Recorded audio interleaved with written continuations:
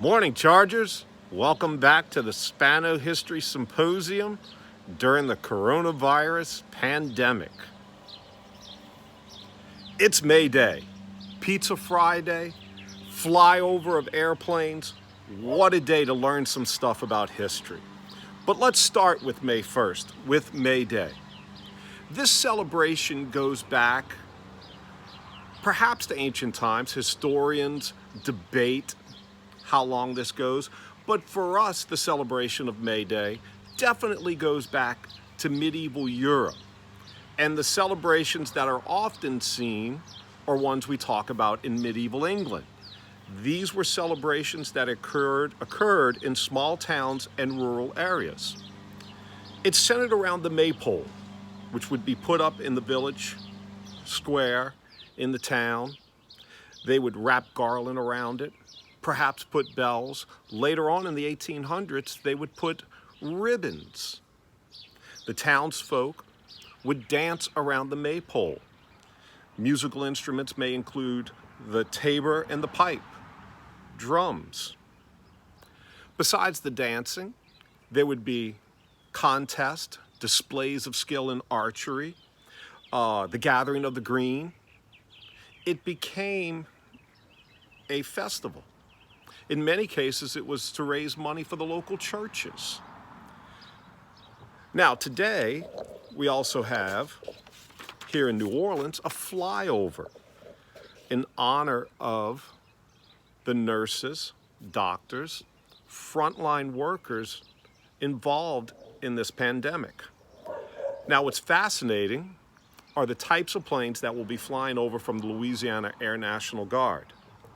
You have 2 F-15 Strike Eagles. These are long-range interdiction, which I believe I mispronounced, planes designed to go deep into enemy territory without escort.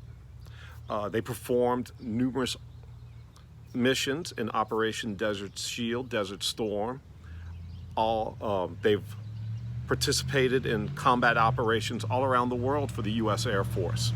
They can fly up to 1,650 miles per hour.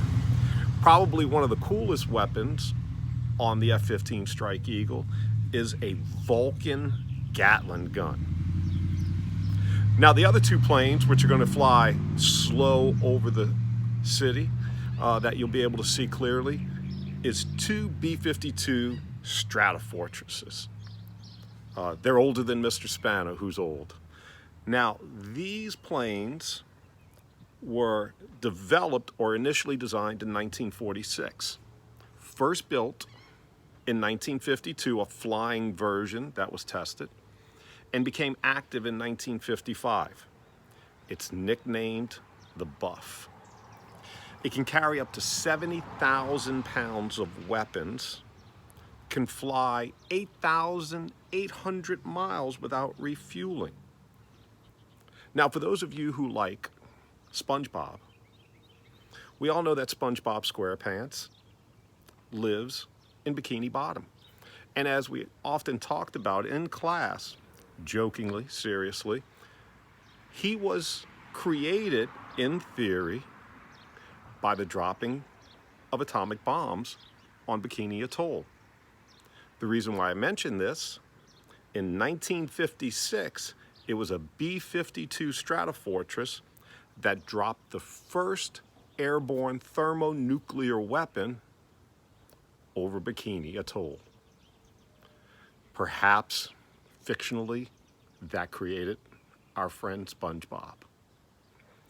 Well, thank you for listening. Enjoy your Pizza Friday. Have a great weekend, Chargers.